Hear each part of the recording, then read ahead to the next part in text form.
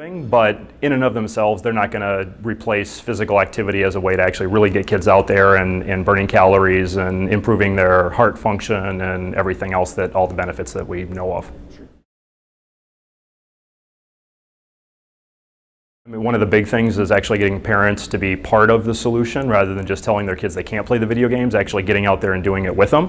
One of the things that we found works the best is actually having kids do it with their parents. So if their parents are role modeling, that kind of sets the trend, and then if the parents start doing things that the kids want to do, the kids tend to get out there and want to do it more readily. Not everybody, but obviously more of them. Again, I think it's more than explaining, it's actually demonstrating it for them. So actually helping them figure out what are the kinds of things they like to do. How do they like to move? What gets them excited to move? And for a lot of kids, it's not just sports. It's, it may just be that it's getting from place to place or going fishing or things along those lines, and figuring out how to make life a little more active rather than just playing a sport.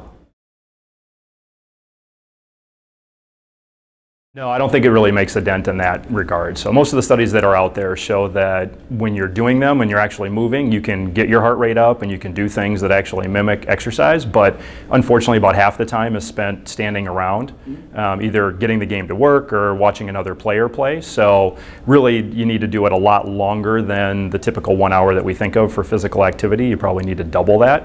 And then it's going to be different too. If kids are at home, it's going to be a lot different than what they're actually doing when we have the studies that are being done in a research setting where people are supervising them and actually keeping them moving that whole time. Well, I think everybody can be healthier, so that's the first step, is just starting to take the small steps to move in the right direction. And I think over time it'll all be cumulative. There's not a silver bullet I don't think that's going to solve the problem, like extra gaming is not going to do it. But hopefully little bit by little bit, working on nutrition, working on moving, not just what's happening in schools, but happening at homes and how we're building our communities. All of that together, I think eventually will add up, and that we can end up reversing it.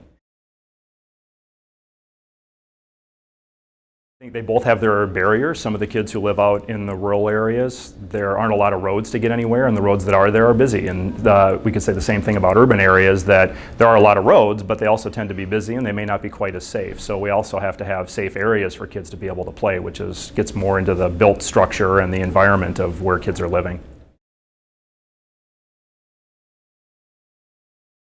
I think probably that there is that opportunity where people are so engulfed in it that they will be more active. Obviously there's a lot of other benefits though to being outside, so I think there's still going to be a preference to try to get people to do things outdoors rather than in a holodeck, just because of the exposure to things in the environment, the social interaction, the things that come about in gameplay, kids working through conflict and conflict resolution and all the other social interactions.